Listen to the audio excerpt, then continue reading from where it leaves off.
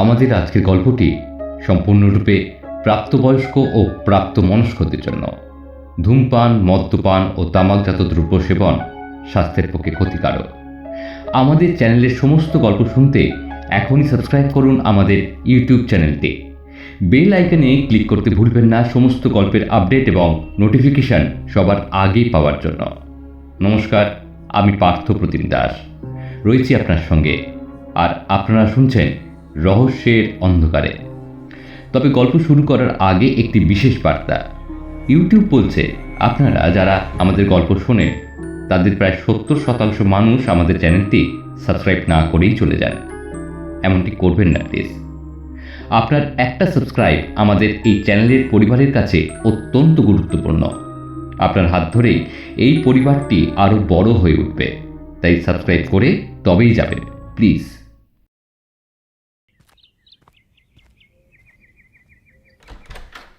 মাম্মাম! স্কুল থেকে এসে ব্যাগটা খুলে শোবার ঘরে ঢুকে অদ্ভুত দৃশ্যটা দেখেই দোকানে হাত চেপে জোরে আর্তনাদ করে উঠল বছর দশেকের ছেলেটা। মেঝেতে রক্তের বন্যা বয়ে যাচ্ছে। বোনের চোখ দুটো চেপে ধরে নিজের বুকের কাছে টেনে নিয়ে ধপাস করে মেঝেতে বসে পড়ে। এই দৃশ্য ও দেখতে পারছে না।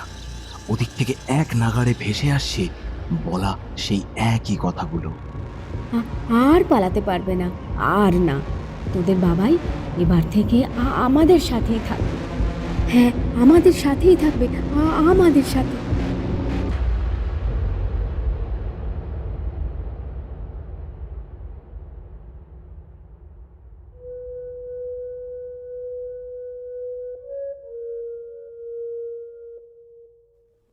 When you are very hungry, you forget to check. It's rotten before you gobble it down. অর্থাৎ যখন আপনি খুব ক্ষুধার্ত তখন আপনি দেখতে ভুলে যান যে এটি আদেও খাওয়ার যোগ্য কি না।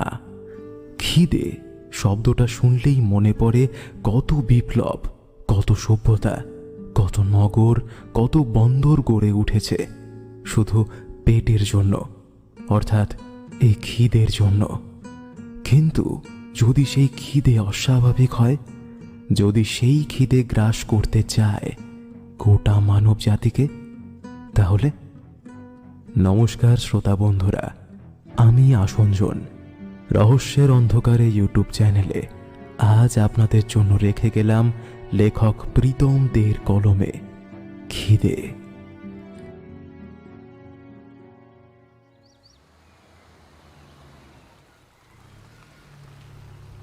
ভাড়া করা গাড়িটার ব্রেকটা থামতেই জানলার কাঁচটা নামিয়ে ঢিবির ওপরে বাড়িটার দিকে একটু সন্দিগ্ধ চোখে তাকালো সাগ্নিক।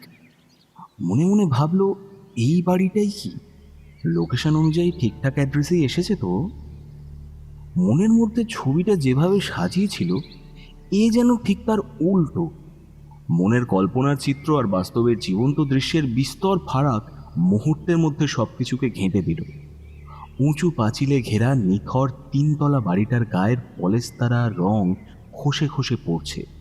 পাঁচিলের পাশ দিয়ে অসংখ্য দেবদারু গাছ পাঁচিলের সাথে সাথে যত্ন সহকারে যেন বাড়িটাকে আগলে রেখেছে। ঢিবির ওপরে ও আশেপাশে অসংখ্য বুনো গুল্ম ঝোপের জঙ্গলে ঠাসা। চারিদিক শুনশান। লোকেশনটা গ্রাম থেকেও বেশ কিছুটা দূরে। আশেপাশে সেরকম বাড়িঘর নেই বললেই চলে। যেদিকে তাকানো যায় জঙ্গল আর ধু ধু মাঠ। তবে দূরে একচালা বিশিষ্ট কিছু ঘরবাড়ির দৃশ্য ছবি আঁকার খাতার মতন করে ফুটে উঠেছে। বাড়িটার আশেপাশের পরিবেশ দেখলেই মনে হচ্ছে কি যেন একটা রহস্য লুকিয়ে আছে ওই বাড়িটার ভিতরে। গাড়িতে বসেই বেশ খানিকটা অবাক হয় সাগ্নিক। কিন্তু সে যাই হোক, যে কাজটা ওর এতদিনের ইচ্ছে ছিল সেটা আজ পূরণ হতে চলেছে। গাড়িটা খুলে নেমে দাঁড়ায় সাগ্নিক। হাত ঘড়িতে দেখে নিল প্রায় 12:30 ছুঁই ছুঁই। আজ শীতটা যেন অত্যন্ত জাঁকিয়ে পড়েছে। 3 দিন থেকে আকাশে রোদের দেখা মাত্র নেই। তবে আজ যেন মুখটা একটু বেশি ভার করে আছে।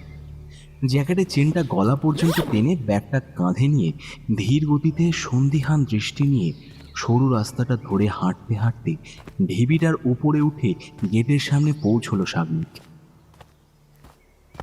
কে চাই? হঠাৎ গেটের সামনে মধ্যবয়স্ক বেঁটে খাটো একটু পিকিউলিয়ার গোছের একটা লোক এসে ধেড়ে গলায় বলল। লোকটাকে দেখে একটু কেমন যেন লাগলো শাগনিকের। বোধহয় দারোয়ান টারোয়ান হবে। ও বলল, আমি জার্নালিস্ট শাগনিক মিত্র। মিস্টার ভাদুড়ির সাথে আমার অ্যাপয়েন্টমেন্ট করা আছে। ও মিত্তির বাবু, আসুন আসুন, এখান থেকে এই কাকুরে পথ ধরে সোজা চলে যান। সিঁড়ি দিয়ে উঠে দেখবেন বড় ঘরের একখানা দরজা, দরজাখানা খোলাই আছে। পাঁচিলের বড় গেটটা থেকে বাড়ির মূল প্রবেশদ্বার যেতে অনেকটাই পথ।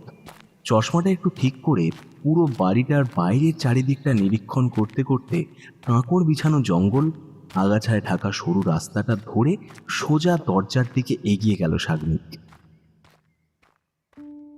শাগনিক মিত্র সাইকোলজি নিয়ে পোস্ট গ্র্যাজুয়েট পাশ করার পর আবার জার্নালিজমেও মাস্টার্স করে।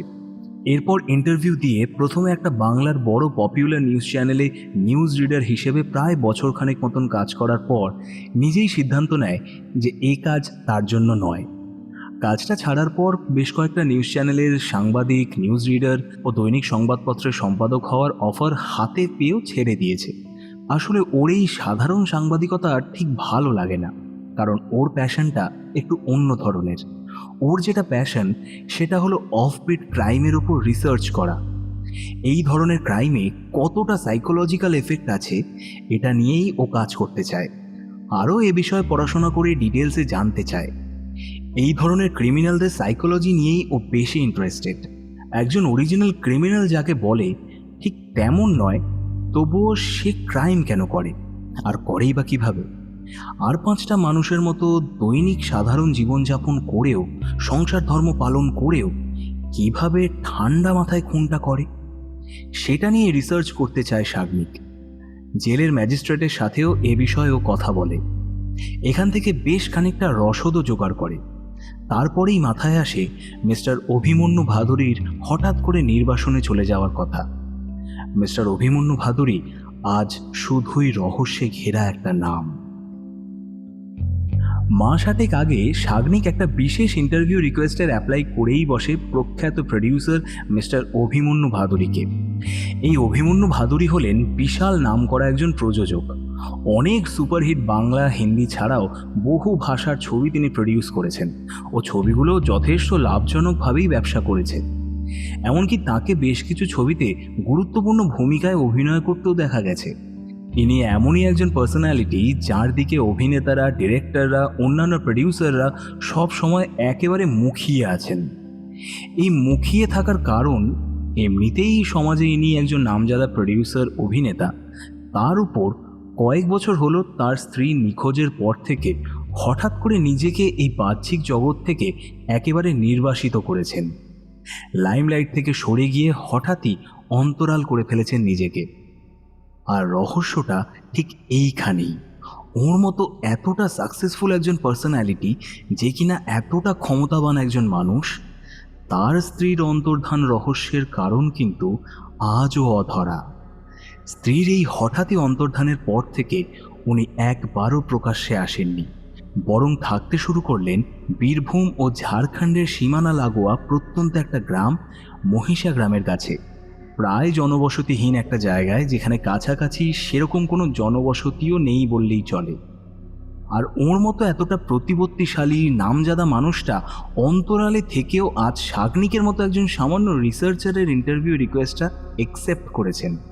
প্রথমটায় এতেই ভীষণভাবে অবাক হয়েছিল শাগনিক। এটা সত্যি আশ্চর্যজনক ওর কাছে। যদিও ওর মনে হতে থাকে যে মিস্টার ভাদুড়ির এই নির্বাসনের কারণ হিসেবে হয়তো কোনো সাইকোলজিক্যাল মিস্ট্রি কাজ করছে, যেটার কিনারা হয়তো ও করতে পারবে। মনে মনে অনেকটা শান্তি পায় ও। শেষ 8 মাস ধরে যখন আশা প্রায় ছেড়ে দিয়েছিল, ঠিক তখনই রিকোয়েস্ট অ্যাকসেপ্টের মেলটা আসে। কারণ এতদিনের পরিশ্রম, আশা এবার সফলতা পেতে চলেছে।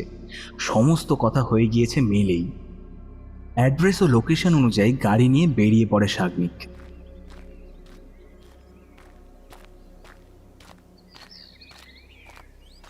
নকশা কাটা কাঠের এক পাল্লার বড় দরজাটা ভেজানোই ছিল। দারোয়ান লোকটার কথা মতো দরজাটা হালকা ঠেলা দিতেই খুলে গেল। দরজা খুলে ঘরে ঢুকতেই শাগনিক গেল একেবারে চমকে। বাইরেটা যতটা অগোছালো, অপরিষ্কার, অপরিচ্ছন্ন, তার ভেতরটা ততটাই সাজানো গোছানো। ও ঠিক এটাই তো ভেবেছিল মিস্টার ভাদুড়ির বাড়িটা সম্পর্কে, যে একজন সেলিব্রিটির বাড়ি অন্তত এরকমটা হওয়া অস্বাভাবিকই। তাই গাড়ির জানলার কাছ থেকে বাড়িটার অবস্থা দেখে একটু অবাকই হয়েছিল শাগনিক। এদিক ওদিক তাকাতে তাকাতে ড্রয়িং রুমের সেন্টারে থাকা একটা সোফায় গিয়ে বসল শাগনিক। বাড়িটা বড়ই নিঝুম। মিস্টার ভাদুড়ি কি একাই থাকেন? প্রশ্নটা মাথায় এনে ফোনটা নিয়ে একটু ঘাটাঘাটির পর টেবিলের ওপরে থাকা একটা সাপ্তাহিক ম্যাগাজিন নিয়ে এপাতা ওপাতা উল্টাতে থাকে শাগনিক। বেশ অনেকক্ষণই হলো ও এসেছে, কিন্তু মানুষটির পাত্তা নেই। এমনকি কোনো কাজের লোককেও দেখছে না যে কিছু বলবে। প্রায় মিনিট 35 বাদে উপরতলা থেকে সিঁড়ি দিয়ে ঠক ঠক শব্দ করে নামতে থাকেন এক সুদীর্ঘকায় সুঠামো চেহারার গৌর বর্ণের বেশ সুশ্রী একজন ভদ্রলোক। পরনে ব্ল্যাক টি শার্ট ও সাদা ট্রাউজার। চেহারা দেখে বয়সটা আন্দাজ করা কঠিন। আওয়াজটা শুনেই শাগনিক ম্যাগাজিনটা রেখে উঠে দাঁড়ালো। ওয়েলকাম ওয়েলকাম, এসে গেছো? হ্যাঁ, নমস্কার স্যার। বসো।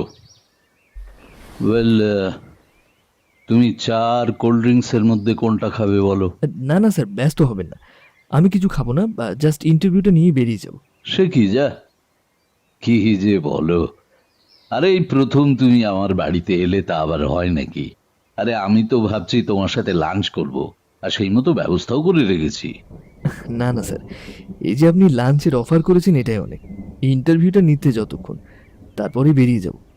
একেতেই শীতকাল, তার উপর আকাশের অবস্থাও ভালো দেখছি না। এখন বেরিয়ে রামপুরহাট যাব, ওখানে কাল একটু কাজ আছে, আর ওখানেই একটা বন্ধুর বাড়ি রাতে থাকবো। আর এখান থেকে রামপুরহাট অনেকটাই, তাই দেরি করব না, জাস্ট ইন্টারভিউটা নিতে যতক্ষণ আর কি। এত তাড়া কিসের তোমার? বন্ধুর বাড়ি কেন? রাতে তো এখানেই থাকতে পারো, এত বড় বাড়ি খালি পড়ে আছে। আর কি জানো তো, অতিথি আসে নিজের ইচ্ছায় আর যায় কিন্তু। শেষের কথাগুলো একটু হেসেই বলল মিস্টার ভাদুড়ি। মানে ঠিক বুঝলাম না স্যার। কিছু না, জাস্ট লুক এট আউটসাইড। তাকাও তাকাও তাকাও, বাইরের দিকে তাকিয়ে দেখো, ওই জানলার কাছ দিয়ে। কে দেখতে পাচ্ছ বাইরের অবস্থা? তো এই বৃষ্টিতে তুমি যাবে কি করে? আবার প্রশ্নটা আসে ভদ্রলোকটির কাছ থেকে। শাগনিক একটু ভেবে নিয়ে বলল, আচ্ছা স্যার, তাহলে ইন্টারভিউটা আগে নিয়ে ফেলি, তারপর না হয় লাঞ্চ সেরে বৃষ্টিটা একটু ধরে এলে বেরিয়ে যাব। বাবা, তোমার দেখছি বড্ড তাড়া। হ্যাঁ, এসে দেখেই খালি যাই যাই করছো। আরে বসো বসো, সব তো হবে। চলো, তার আগে লাঞ্চটা সেরে নি চলো, কারণ আমি আবার 1:30টার মধ্যেই লাঞ্চ সেরে ফেলি। আর এখন 1:15 ও ও ও হ্যাঁ, তোমাকে যেমনটা বলেছিলাম ঠিক তেমনটাই করেছো তো? হ্যাঁ স্যার, আমি ওগুলো ডিলিট করে দিয়েছি, আর কাউকে বলিনি। বাড়ির লোক জানে যে একদিনের জন্য বন্ধুর বাড়িতে এসেছি। আচ্ছা স্যার, একটা প্রশ্ন জিজ্ঞেস করতে পারি? প্রশ্ন? করো। স্যার, আপনি কি বাড়িতে একাই থাকেন? এত বড় বাড়িতে কাউকে দেখছি না তেমন। হ্যাঁ, আমি একাই থাকি। ওকে, চলো গেট আপ, ফ্রেশ হয়ে নিয়ে টেবিলে এসো, আমি একটু ওদিকটাই দেখি। কথাটা একটু গম্ভীরভাবে বলতে বলতে কিচেনের দিকে এগিয়ে গেলেন ভদ্রলোক। শাগনিকও একটা দীর্ঘ নিঃশ্বাস ফেলে ওয়াশরুমের দিকে এগিয়ে গেল। যাওয়ার সময় দেখল দুটো ফ্রিজ পাশাপাশি রাখা, এবং ফ্রিজ দুটো বেশ বড়। একটু অবাকই হলো শাগনিক। একেতেই মানুষ একজন, অথচ এত বড় বাড়ি, তার উপরে ফ্রিজও বড় বড়। ও আরও একটা ব্যাপার লক্ষ্য করে, এই বাড়িতে আসার পর থেকেই কীরকম একটা হালকা আঁশটে গন্ধ পাচ্ছে, তবে রুম ফ্রেশনারের সুগন্ধ সেই আঁশটে গন্ধটাকে বুঝতে দিচ্ছে না ঠিক। ওয়াশরুম থেকে ফিরে আসতেই ডাক পড়ল শাগনিকের। এই যে এদিকে, হ্যাঁ দিস ওয়ে, এদিকে এসো। কি ভাবছো শাগনিক? ওপাশ থেকে প্রশ্ন এলো। না স্যার, কিছু না বলে টেবিলের দিকে এগিয়ে গেল শাগনিক। ভদ্রলোক ততক্ষণে প্লেন্টিং করে একেবারে রেডি। শাগনিক খাবার দাবারের আয়োজন দেখে একেবারে অবাক হয়ে গেল। স্যার আপনি বসুন। আচ্ছা স্যার, আপনি তো একাই থাকেন, আসলে এত কিছু রান্না বান্না আজকে কি কুক আসেনি, নাকি এত রান্না আগেই করা ছিল? চেয়ারে বসতে বসতে একটু কৌতূহল নিয়ে প্রশ্ন করলো শাগনিক। কারণ মানুষটা একা থাকেন, নিজেকে পুরোপুরি নির্বাসিত করেছেন বাহ্যিক জগৎ থেকে, তাও বাড়ির ভিতরটা এতটা গোছানো আর রান্নার এত রকম পদ। আচ্ছা, ওর যে উদ্দেশ্য নিয়ে এখানে আসা সেটা ফুলফিল হবে তো? এই প্রশ্নগুলো মনের মধ্যে আঁকিবুকি কাটতে থাকে। তক্ষুনি উপাস থেকে উত্তর আসে, তুমি জার্নালিস্ট বলে দেখছি একের পর এক কোশ্চেন করেই যাচ্ছ, হ্যাঁ? আরে বাবা, তোমার সব কোশ্চেন মেটাবো বলেই তো তোমার রিকোয়েস্ট অ্যাকসেপ্ট করেছি। না, আমি বাড়িতে কাউকে অ্যালাউ করি না, আর আমি কোনো কুকও রাখিনি। ও নিজের রান্না আমি নিজেই করে নিই, বুঝলে? কথাগুলো ভদ্রলোক এক নাগাড়ে বলে গেলেন। শাগনিক ভাবল, ভদ্রলোক যেমন নিজেও রহস্যময়, ওর উত্তরগুলো তেমনই রহস্যজনক। এসে থেকেই বাড়িটার সব কিছু, মানুষটার কথাবার্তা, হাব ভাব, সবটাই কেমন যেন শুধুই রহস্যে মোড়া। সবটাই কেমন যেন শুধুই রহস্যে মোড়া। নাও নাও, শুরু করো। হুম। ভদ্রলোকের কথাগুলো ভাবতে ভাবতে মাথা নাড়ল শাগনিক। বাইরে বৃষ্টির বেগটা বেড়েই চলেছে। কি শাগনিক, বললে না তো কেমন লাগছে আমার রান্না? ভালোই, কিন্তু এই মাংসের স্বাদটা একটু অন্যরকম। তবে একেবারেই খারাপ লাগছে না, ভালোই লাগছে। আর একটু দিই? না না না স্যার, আর না। আচ্ছা স্যার, আপনি তো বললেন একাই থাকেন বাড়িতে, তো এত বড় ফ্রিজ কেন রেখেছেন? তুমি বড্ড কৌতূহলী শাগনিক। খাওয়াটা আগে শেষ করো, তারপর তারপর তোমার সব প্রশ্নের উত্তর আমি তোমায় দেবো। নাও, খাওয়াটা শেষ করো আগে। মিস্টার ভাদুড়ি একটু ভারী গলায় বললেন কথাটা। It is my duty sir, এর জন্যই তো আমার এখানে আসা। আর এই কৌতূহলটা স্বাভাবিক, কারণ আপনি একা থাকেন, একেতেই এত বড় বাড়ি, তার উপর দুটো বড় বড় ফ্রিজ, এটা একটু অস্বাভাবিক নয় কি? আচ্ছা, কি রাখেন ওগুলোতে? মাংস। মিস্টার ভাদুড়ির এই কথাটা শুনে একটু থমকেই গেল শাগনিক। প্রথমটায় বিষম খেল, জল খেয়ে নিজেকে একটু সামলে নিয়ে অবাক হয়েই বলল, মাংস? মাংস মানে আপনার একার জন্য কত মাংস লাগে মিস্টার ভাদুড়ি? শাগনিক, তোমার প্রশ্নের উত্তর দেব বলেই তো তোমায় ডাকা। সবটা বুঝবে, সবটা জানতে পারবে, সবটা। হ্যাঁ, জানতেই তো এসেছি, কিন্তু আপনি কি হেয়ালি করছেন বলুন তো? সত্যি মিস্টার ভাদুড়ির প্রতিটা কথাই যেন রহস্যে ভরা আর হেঁয়ালি মেশানো। এমনটাই ভাবতে থাকে শাগনিক। হেয়ালি?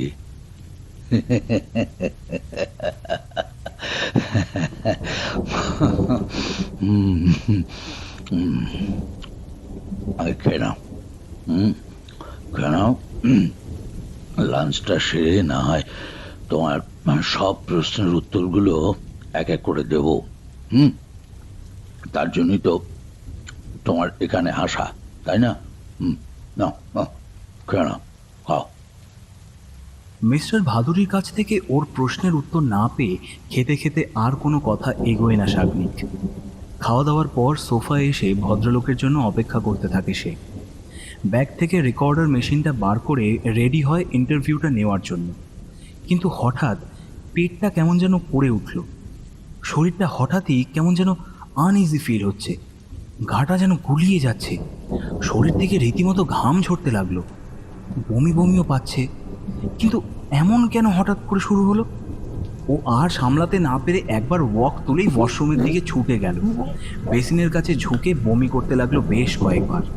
মুখে চোখে জল দিয়ে যখন ফিরে এলো ড্রয়িং রুমে, তখন মিস্টার ভাদুড়ি ও এরকম অবস্থা দেখে জিজ্ঞেস করলেন, আরে এই দেখো, কি ব্যাপার শাগনিক? হ্যাঁ, কি হলো কি তোমার? না স্যার, তেমন কিছু না। শরীর খারাপ লাগছে?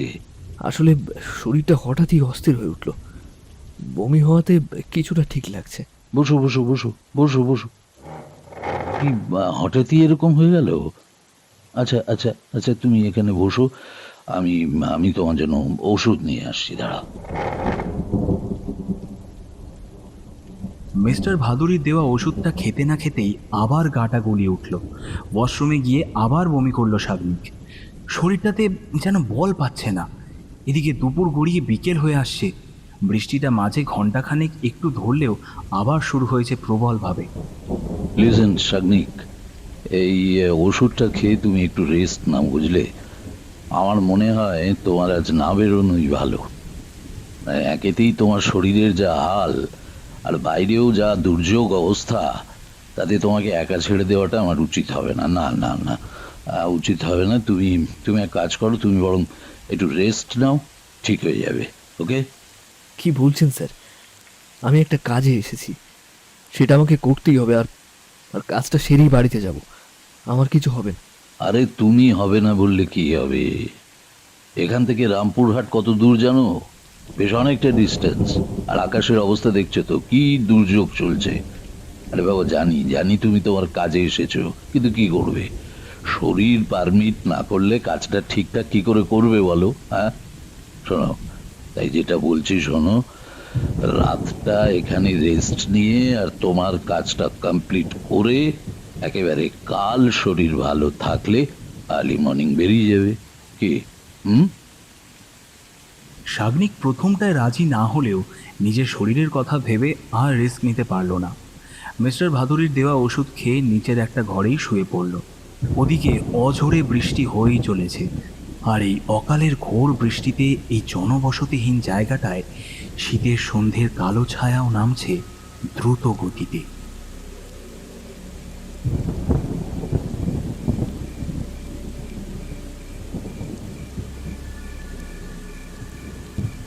বিছানায় শুয়ে শাগনিক নাইট বাল্বের আবছা আলোতে হঠাৎ দেখতে পেল দুটো হাত তার মুখের দিকে এগিয়ে আসছে। এই বুঝি গলাটা টিপে ধরবে। এই দৃশ্য দেখে একবার কে বলে আঁতকে উঠেই সঙ্গে সঙ্গে ছিটকে দূরে সরিয়ে নিল নিজেকে। বেড সুইচটা অন করতেই ঘরের টিউবলাইটটা জ্বলে উঠল। আর সেই উজ্জ্বল আলোতে যা দেখল তাতে শাগনিক একেবারে হয়ে গেল হতভম্ব। সেই এগিয়ে আসা হাত দুটো অন্য কারণ নয়, মিস্টার ভাদুরীর। কারণ ঘরে ও আর মিস্টার ভাদুরী ছাড়া আর কোনো তৃতীয় ব্যক্তি তো নেই।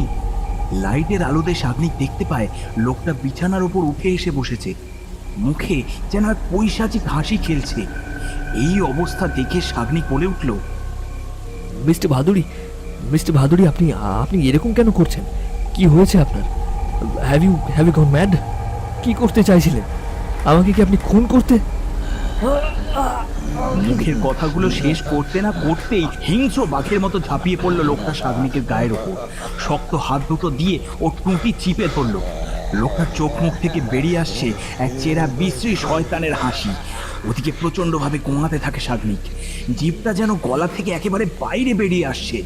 গোঙাতে গোঙাতে নিজের হাত দিয়ে বারবার ছাড়ানোর চেষ্টা করলেও কিছুতেই পারছে না লোকটার সাথে। বুকের দম কমে আসছে। শ্বাসটা এক্ষুনি বেরিয়ে যাবে। প্রচণ্ড পরিমাণে অস্থির লাগছে শরীরটা। আর পারছে না শাগনিক, আর পারছে না।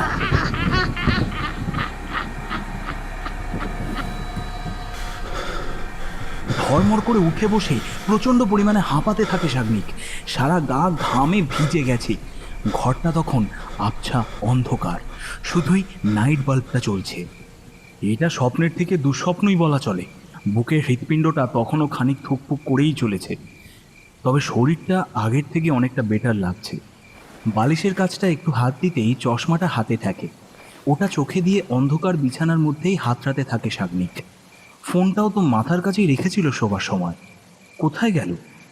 ফোনটা হাতড়াতে গিয়েই ওই আবছা আলোতেই যেন দেখতে পেল কাউকে। ওর বিছানার সামনে কেউ একটা দাঁড়িয়ে আছে। বুকটা একটু ছ্যাঁত করেই উঠল। হঠাৎ মনে পড়ে গেল একটু আগের দেখা দুঃস্বপ্নটা। প্রথমটায় ঘাবড়ে গেলেও সাহস করে বলে উঠল, কে কে ওখানে? বলেই দেওয়ালে থাকা বেড সুইচটা একটু হাতড়েই অন করলো।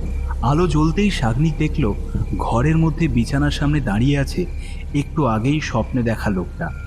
মিস্টার ভাদুরীকে দেখেই শাগনিক খানিকটা চমকে গেল।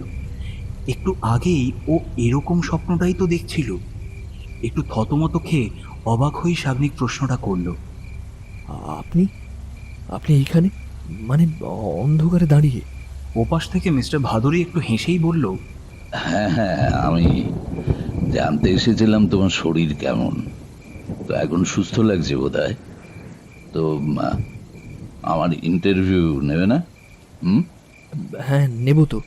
চলুন, আমি একটু ফ্রেশ হয়ে আসছি। শরীরটা এখন ঠিক আছে। আমি ওয়াশরুম থেকে একটু ফ্রেশ হয়ে আসছি। একটু আমতা আমতা করেই কথাগুলো বলল শাগনিক। এই বাড়িটাতে আসার পর থেকে লোকটাকে যত দেখছে, যত সময় যাচ্ছে, রহস্য আর হেঁয়ালি যেন ধীরে ধীরে গ্রাস করছে ওকে। যা যা ঘটছে সবগুলোই যেন অদ্ভুত রকমের। ফ্রেশ হয়ে যখন ড্রয়িং রুমে এলো তখন দেখলো মিস্টার ভাদুরী অলরেডি বসে আছে। শাগনিক তাড়াতাড়ি ব্যাগ থেকে রেকর্ডারটা বার করে। ওদিক থেকে মিস্টার ভাদুরী হঠাৎই একটু হাসি ভরা মুখ নিয়ে বলে ওঠে, শাগনিক, তুমি জিজ্ঞাসা করছিলে না যে এত বড় বড় ফ্রিজে কি রাখি আমি? হ্যাঁ, তো শুনবে কি রাখি? অপর দিক থেকে এই কথাটা শুনেই শাগনিক রেকর্ডারের সুইচটা অন করেই একটু বিস্ময় নিয়ে বলে ওঠে, হ্যাঁ স্যার, বলুন। মানুষের মাংস রাখি ওগুলোতে।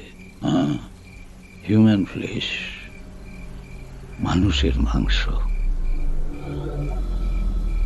কথাটা শুনে শাগনিক যেন একেবারে থ হয়ে গেল। ভুরু দুটো কুঁচকে চোখ বিস্ফারিত করে জিজ্ঞেস করলো, কি বললেন? মানুষের মাংস? ও কি শুনছে এসব? ওকে ঠিক শুনলো? হ্যাঁ হ্যাঁ, ঠিকই শুনেছ, ঠিক শুনেছ। মানুষের মাংস, ওই ওই যেটা দিয়ে তুমি আজকে লাঞ্চ করেছ। ভদ্রলোকের এই উত্তরটার জন্য একেবারেই প্রস্তুত ছিল না শাগনিক। কথাটা শুনেই একেবারে চমকে উঠল। হোয়াট? কি বলছেন কি আপনি? মিস্টার ভাদুরী, কি বলছেন কি এসব? কথাটা শোনার পর শাগনিকের আবার যেন গাটা গুলিয়ে উঠল। দুপুরবেলা ও মানুষের মাংস খেয়েছে, তাই কি ওর এরকম প্রবলেম হচ্ছিল? কিন্তু মিস্টার ভাদুরী মানুষের মাংস কেন খাওয়ালো ওকে? আর উনি ফ্রিজেই বা মানুষের মাংস রাখেন কেন? মাথার সবটা তালগোল পাকিয়ে যাচ্ছে। তখনই ভদ্রলোক বললেন, ঠিকই বলছি। আচ্ছা আচ্ছা শাগনিক, শাগনিক, তুমি তো অফবিট ক্রাইম সাইকোলজি নিয়ে স্টাডি করেছো, হ্যাঁ? তা তা তুমি কি জানো, তুমি কি জানো যে মানুষ নিজের খাদ্যের চাহিদা মেটাতে মানুষকে খুন করে? জানো? মিস্টার ভাদুরীর একের পর এক কথাগুলো শুনে অবাক হয়ে যেতে থাকে শাগনিক। মিস্টার ভাদুরী, আমাদের ক্রিমিনাল সাইকোলজি বলে মানুষ খুন করে ঠিক, কিন্তু কিন্তু সেই প্রত্যেকটা খুনের যথেষ্ট কারণ থাকে। কিন্তু তাই বলে খাদ্যের চাহিদা মেটানোর সাথে মানুষের খুনের সম্পর্ক কি? এর সাথে কোনো সম্পর্ক নেই, আর থাকতেও পারে না। আছে আছে, সম্পর্ক আছে। আচ্ছা আচ্ছা, তোমরা পাঁঠা, খাসি, মুরগি, হাঁস, কচ্ছপ, গরু এসব অ্যানিমেলের মাংস খাওয়ার জন্য তাদের হত্যা করো না? করো তো? তোমাদের খাবারের চাহিদা মেটানোর জন্যই তো এই প্রাণগুলোকে মার্ডার করো তোমরা। কে ঠিক বলছি? মিস্টার ভাদুরী, আপনি কি সব বলছেন? মুরগি, পাঁঠা, হাঁস এসব খুনের কথা বলছেন? এদের মাংসের সাথে মানুষের খুন? মানুষের মাংস মানে মানে আমি কিছু বুঝতে পারছি না। এদের সাথে মানুষের খুনের কি সম্পর্ক আছে? আর আর আমাকে কেন আপনি মানুষের মাংস খাওয়ালেন? আর ওটা খাওয়ার পরেই আমার শরীরটা খারাপ হলো। এসবের এসবের মানে কি মিস্টার ভাদুরী? মানে তো একটা আছে শাগনিক, অবভিয়াসলি একটা সম্পর্ক আছে। আচ্ছা, তুমি একজন জার্নালিস্ট, তুমি ক্যানিবালিজম সম্পর্কে জানো না? I know cannibalism is true Mister Bhaduri. তাই বলে একজন তার নিজের খাদ্যের চাহিদা মেটানোর জন্য আর একজনকে খুন করতে পারে? It's not possible mister Bhaduri. Why not? কেন সম্ভব নয়? কেন? ইউরোপ, ইউএস এর অনেক অনেক কান্ট্রি আছে যেখানে ক্যানিবালিজম নিয়ে কোনো আইন নেই। আর তোমরা তোমরা নিজেদের খাবারের চাহিদার জন্য যদি চিকেন, মাটন, বিফ ইত্যাদি খেতে পারো, তাহলে তাহলে যার হিউম্যান ফ্লেশ, আই মিন যার মানুষের মাংস খেতে ইচ্ছে করবে, সে কেন কেন কেন কেন খেতে পারবে না? তুমি কি খাচ্ছ, কি পড়ছো, সেটা যেমন তোমার নিজের একান্ত ব্যাপার, তেমনি আমি কি খাবো, কি পড়বো, দ্যাট ইজ মাই চয়েস। তাই নাকি? একই ক্ষেত্রে আলাদা আলাদা রুলস কেন হবে শাগনিক, কেন? দেখুন মিস্টার ভাদুড়ি, আমি জানি ইউরোপের বেশ কিছু দেশে, ইউএসএতেও এই ক্যানিভালিজম নিয়ে কোনো আইন নেই। এমনকি আমাদের দেশেও বেশ কিছু ক্ষেত্রে এই ক্যানিভালিজমের প্রয়োগ যাদের মধ্যে দেখা যায় তারা হলেন অঘরী মিস্টার ভাদুড়ি। কিন্তু আপনি এদের মধ্যে কোনোটাই নন। না আপনি বিদেশি, না আপনি অঘরী। এগুলোর মধ্যে কোনোটাই যখন আপনি নন, তাহলে তো আপনি একজন ক্রিমিনাল। মুখের কথা শেষ হতে না হতেই মিস্টার ভাদুরীর মুখে ফুটে ওঠে ভয়ঙ্কর রাগ মিশ্রিত কণ্ঠ। রাগে ফুঁসতে ফুঁসতে শাগনিকের দিকে তেড়ে গিয়ে হাতে তুড়ি মেরে বলে ওঠে, Who says I'm criminal? Hey, do you know about this? কতদূর জানো তুমি, কতদূর জানো? আমাকে তুমি ক্রিমিনাল বলছো? ক্রিমিনাল? সামান্য সাইকোলজি স্টুডেন্ট হয়ে কতটা জানো তুমি? যার যেটা ইচ্ছে করবে সে সেটা খাবে, সেটা নিয়ে কারোর বলার কোনো অধিকার নেই। মাই choice is my right, yes my right. এতক্ষণে শাগনিক মোটামুটি বেশ খানিকটা আন্দাজ করতে পেরেছে যে মিস্টার অভিমন্যু ভাদুরী কেন লাইমলাইট থেকে নিজেকে সরিয়ে নিয়ে লোক সমাজের থেকে আলাদা করে রেখেছেন। কিন্তু এর পেছনের আসল কারণটা তো ওকে পুরোপুরি জানতে হবে। এমনকি ভদ্রলোকের স্ত্রীর অন্তর্ধানের কারণটাও ওকে জানতে হবে। এই জন্যেই তো ওর এখানে আসা। ও এবার সমস্ত প্রশ্নের উত্তর পাবে আস্তে আস্তে। স্যার, আপনি অসুস্থ, আপনি স্বাভাবিক নন, আপনার ট্রিটমেন্টের প্রয়োজন। কিন্তু তার আগে আপনার কাছে আমার বেশ কিছু জানার আছে। বলেছিলাম না সবটা জানতে পারবে, সমস্ত। তোমার কিউরিসিটি গুলো সব মেটাবো। আচ্ছা শাগনিক, তুমি ভেবেছো, তুমি ভেবেছো যে তোমাকে একা কেন আজ এ বাড়িতে ডেকেছি? কেন তোমাকে এই মাংস খাইয়েছি? আর কেনই বা তোমাকে রাতে এখানেই থেকে যেতে বলেছি? ভেবেছো? মানে আপনি কি বলতে চাইছেন? আমাকে রাতে থাকতে বলার পেছনে কি উদ্দেশ্য আছে আপনার?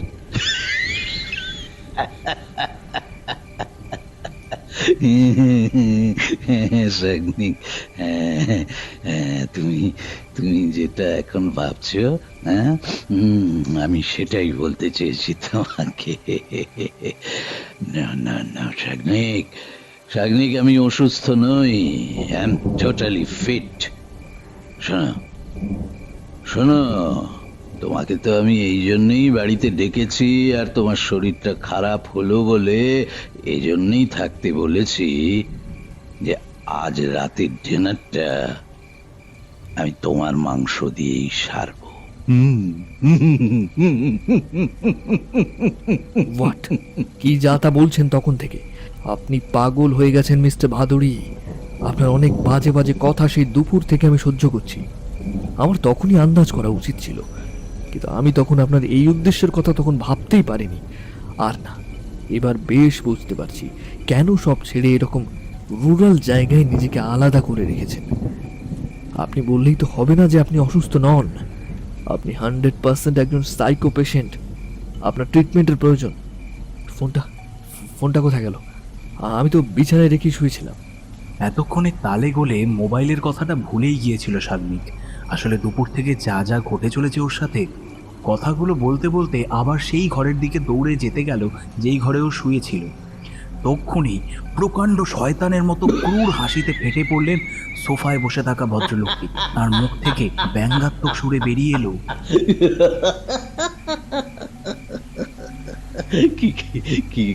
কি বললে তুমি? পুলিশকে ফোন করবে? তা তো করতে পারবে না তুমি, করতে পারবে না, কারণ তোমার মোবাইলটা তো আর বেঁচেই নেই। মানে আমার মোবাইলটা কোথায়? ভদ্রলোকের এই কথার মাথা মুন্ড কিছুই বুঝতে পারল না শাগনিক। পুরো বেকুবের মতো ভদ্রলোকের দিকে চেয়ে থেকে আমতা আমতা করে কথাটা জিজ্ঞেস করল।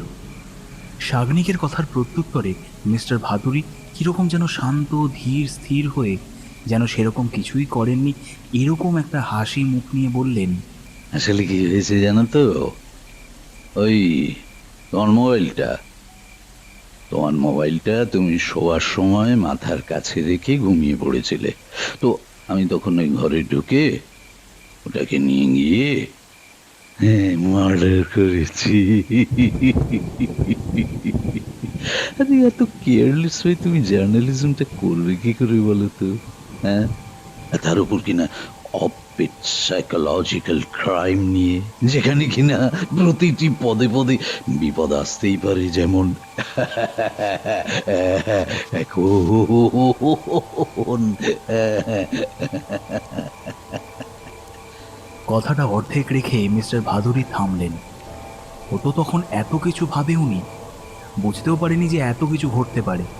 ওর মুখ থেকে তখন একটাই শব্দ বেরিয়ে এলো, ও শিট। তো গেট রেডি, তৈরি হয়ে নাও। চমকে উঠল শাগনিক কথাটা শুনে। এবার রীতিমতো ভয় পেতে শুরু করেছে। এই এত বড় বাড়িতে ও পুরো একা, আশেপাশে সেরকম কেউও নেই যে চিৎকার করলে ছুটে আসবে। মিস্টার ভাদুড়ি কি বলছেন আপনি? এটা হতে পারে না মিস্টার ভাদুড়ি। আমাকে ছেড়ে দিন, আমি কাউকে বলবো না, আমি পুলিশেও জানাবো না। ঠিক যেমনটা এসেছিলাম আমি ঠিক তেমনভাবে চলে যাব। আমাকে প্লিজ ছেড়ে দিন মিস্টার ভাদুড়ি। শাগনিক বুঝতে পারে ও ফাঁদে পড়ে গেছে। এই অবস্থায় মাথা গরম করে কিচ্ছু হবে না, তাই সে বিনয়ের সাথে অনুরোধ করতে থাকলো, না না শাগনিক, না, এটা হয় না, না না না না না, আই ক্যান্ট অ্যালাউ। আমি তোমাকে অত দূর থেকে এমনি ডাকিনি। আমি শুধু ইন্টারভিউয়ের বাইট দেব বলে তোমার রিকোয়েস্ট অ্যাকসেপ্ট করিনি। হ্যাঁ, আর এত রাতে এই বৃষ্টির মধ্যে তুমি যাবেই বা কোথায়? জানো তো, এরকম তোমার তো অনেক ছেলে মেয়ে আগেও এখানে এসেছে, জানো তো। হ্যাঁ, আর তাদেরকেও কেটে তাদের মাংস আমি খেয়েছি। তেমনি আজ তোমার পালা। শাগনিকের হাত পা ঠান্ডা হয়ে আসছে। ও কিছুই বুঝতে পারছে না যে কি করবে। ওদিক থেকে ভদ্রলোক সমানে বলে চললেন, নো নো নো, তোমার অনুরোধ তো আমি রাখতে পারি না, কারণ কারণ আমি যেটা ঠিক করব সেটাই করে থাকি। যেন যেন শাগনিক, এখানকার আশেপাশের গ্রামের কিছু বাচ্চা না মাঝে মধ্যে খেলতে খেলতে এখানে চলে আসে আর কি। আর ওই যে গেটে যাকে দেখলে, ওর নাম কালু, ওর ভালো নাম হলো কালুরাম। তা ও না বাচ্চাগুলোকে ওই এই ভুলিয়ে ভালিয়ে এখানে নিয়ে আসে। ব্যাস ব্যাস, আমি ওই বাচ্চাগুলোকে কেটে ওদের মাংস রান্না করে খেয়ে নিই। হ্যাঁ, ওকেও এর ভাগ দিই, কারণ আমি তো ওকে টেস্টটা করতে শিখিয়েছি। হ্যাঁ, ওই বাচ্চাগুলো দিয়েই আমার দিব্যি চলে যায়। একা মানুষ কত আর মাংস খাবো। তবে হ্যাঁ জানো তো, যেন ওদের শরীরে মেলানিন এতটাই বেশি না যে স্বাদটা একেবারে একই হয়ে গেছে। হ্যাঁ, কেন তাই তো তোমার রিকোয়েস্টটা অ্যাকসেপ্ট করে ফেললাম। তুমি এতটা ফর্সা, জাস্ট মেলানিনের পরিমাণটা খুব কম, একটু স্বাদ বদল তো হবেই। কি বলো? ভদ্রলোকের কথা যত শুনছে তত ভয়ে হাত পা কাঁপতে শুরু করেছে শাগনিকের। একটা ঢোক গিলে বলে, আমি শেষবারের মতো আপনাকে রিকোয়েস্ট করছি, আমাকে ছেড়ে দিন। আমি বাইরে কাউকে কিচ্ছু বলবো না, বিলিভ মি, কিচ্ছু বলবো না। আমার কাছে তো কোনো প্রুফ নেই। আর ওই রেকর্ডটা আমি ভেঙে ফেলেছি। কিচ্ছু বলবো না, কাউকে কিছু বলবো না। না, আমি কাউকে বিশ্বাস করি না, যেন কাউকে না। যেন একবার আমার সাথে আমার মিসেসের খুব ঝামেলা হয়। আমি একজন প্রডিউসার, অভিনেতা, আমি কার সাথে মিশবো না মিশবো ও সেটা বলে দেবে? ও তো বাড়িতে থাকতো, আমি কি কখনো দেখতে গেছি? হ্যাঁ, যে ও বাড়িতে থেকে কার সাথে কি করছে না করছে কখনো দেখতে গেছি? নেভার, কখনো না। আর সে কিনা আমার চরিত্র নিয়ে কথা বলছে, আবার থানা পুলিশের ভয় দেখাচ্ছিল। এত বড় সাহস! ব্যাস ব্যাস আর সহ্য করতে পারিনি জানো, মালটাকে একেবারে দিলাম খতম করে। হ্যাঁ, এরপর লাশটাকে কোথায় গায়েব করব অত সব না ভেবে কেটে খেয়ে ফেললাম। হ্যাঁ, এরপর থেকে এই চাহিদা আমার বাড়তেই থাকলো। তারপর একদিন একটা ওই মেয়ে বুঝলে অভিনয় সুযোগের জন্য আমার কাছে এসেছিল। লোভ সামলাতে পারলাম না, এমনি দেখতে ছিল, ও মালটাকেও মেরে কেটে খেয়ে ফেলি। কিন্তু কলকাতায় থেকে তো আমার খাদ্যের চাহিদা মেটানো সম্ভব নয়, তাই এখানে এই নিরিবিলিতে আসা। এই বাংলোটাও আমারই, ফাঁকা পড়েছিল। এখন আমি থাকি আর নিশ্চিন্তে আমার খাদ্যের চাহিদা মেটাই। এখানে তো খাদ্যের অভাব নেই। আজকের ডিনারটা আবার বেশ জমবে। তবে তোমার মাংস একদিনে তো শেষ করতে পারবো না, সপ্তাহখানিক দিব্যি চলে যাবে।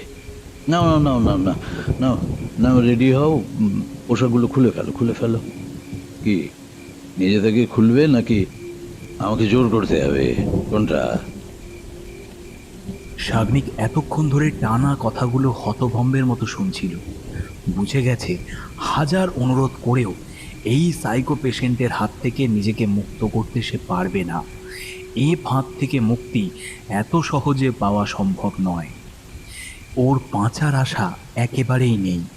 এই ভেবে আত্মরক্ষার জন্য হঠাৎই টেবিলের ওপর রাখা কাঁচের ফুলদানিটা ওপরে তুলে নিয়েই লোকটার দিকে ছুঁড়ে মারল সজোরে। ভদ্রলোক এই পরিস্থিতির জন্য মোটেও প্রস্তুত ছিলেন না। ফুলদানির জোর আঘাত পেয়ে ধপাস করে বসে পড়লেন সোফাতে। জোরে একটা চিৎকারের শব্দ পাওয়া গেল সাথে সাথেই। এই সুযোগে ঊর্ধ্বশ্বাসে দৌড়ে গিয়ে টেবিল থেকে সাইড ব্যাগটা তুলে নিয়েই রেকর্ডারটা কোনো রকমে ব্যাগে ঢুকিয়ে সদর দরজার দিকে গিয়ে দরজাটা খুলেই বাইরে বেরিয়ে গেল শাগনি। বৃষ্টির বেগটা তখন অনেকটা কমে এসেছে। বাইরে নিকষ কালো অন্ধকার, কিচ্ছু দেখা যাচ্ছে না। আর থেকে থেকে বাজ পড়ছে আকাশ ভেঙে। জঙ্গল আগাছায় পরিপূর্ণ সরু পথ দিয়ে দৌড়তে দৌড়তে গেটের সামনে আসার পর হঠাৎ একটা টর্চের আলো জ্বলে ওঠে শাগনিকের মুখের সামনে। টর্চের আলোতে তার চোখ প্রায় ধাঁধিয়ে যায়। কিছুক্ষণ পর শাগনিকের মুখ থেকে সরে শাগনিকের অপর প্রান্তে দাঁড়িয়ে থাকা লোকটার দিকে পড়ে। ও দেখতে পায় বন্ধ গেটের সামনে দাঁড়িয়ে আছে ওই পিকিউলিয়ার লোকটা, যাকে ও বাড়িতে ঢোকার আগেই দেখেছিল। কিন্তু এই অন্ধকারে টর্চের আলো পড়ে লোকটার মুখটা বিভৎস দেখতে লাগছে। বৃষ্টিতে ভিজতে ভিজতে শাগনিকের দিকে বিকৃতভাবে তাকিয়ে দাঁতগুলো বিশ্রীভাবে বের করে হাসছে লোকটা। শাগনিকের চোখে মুখে আতঙ্কের ভাব তখনও কাটেনি, বরং এই লোকটাকে দেখে আরও চেপে বসে। কিন্তু এই সময় ওর ভয় পেলে কিছুতেই চলবে না। যে করেই হোক ওকে এখান থেকে পালাতেই হবে। তাই লোকটাকে আগে সরানো দরকার। লোকটার কাছে এক পা দু পা করে পা বাড়াতেই সে খসখসে গলা নিয়ে ব্যঙ্গের সুরে বলে ওঠে, কে পালাবে? পালাও দেখি, হিম্মত থাকে তো পালাও। খুব সাহস না, খুব সাহস।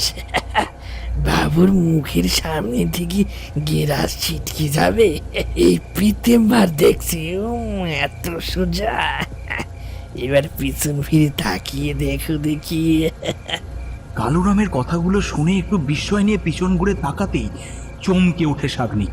ওর হাত পা রীতিমতো কাঁপতে শুরু করেছে, গলা শুকিয়ে আসছে। হিংস্র জন্তুর মতো চোখ দিয়ে অন্ধকারের মধ্যে ওর সামনে দাঁড়িয়ে আছে প্রকাণ্ড চেহারার মানুষটা, মিস্টার অভিমন্যু ভাদুড়ি। কপাল ফেটে তার রক্ত ঝরছে, আর সেই রক্ত ধুয়ে যাচ্ছে বৃষ্টির জলে। ইতিমধ্যে পেছন থেকে কালুরাম শাগনিকের মুখটা চেপে ধরে। মিস্টার ভাদুড়ি হাতগুলো চেপে চাপতে ধরে নিয়ে আসে বাড়ির ভিতরে। মাংস কাটার ঘরে নিয়ে গিয়ে শাগনিকের ভেজা পোশাকগুলো জোর করে খুলে ফেলে। মাংস কাটা টেবিলটায় শুয়ে মুখটা রুমাল দিয়ে আটকে রেখে হাত পাগুলো শক্ত করে বেঁধে ফেলে মিস্টার ভাদুড়ি। কেন তো অবস্থায় ওর শিকার ছটফট করবে সেটা দেখেই মজা পায় উনি। টেবিলের ওপর শুয়ে থাকা জ্যান্ত মানুষটা ছটফট করতে করতে জবাইয়ের আগে শেষ চিৎকার করে ওঠে। মাংস কাটার ছুরিটা নিয়ে পৈশাচিক দৃষ্টিতে শাগনিকের দিকে এগিয়ে যায় মিস্টার অভিমন্যু ভাদুড়ি। গলাতে ছুরিটা চালাতেই গল গল করে রক্তে ভেসে যায় গোটা টেবিল।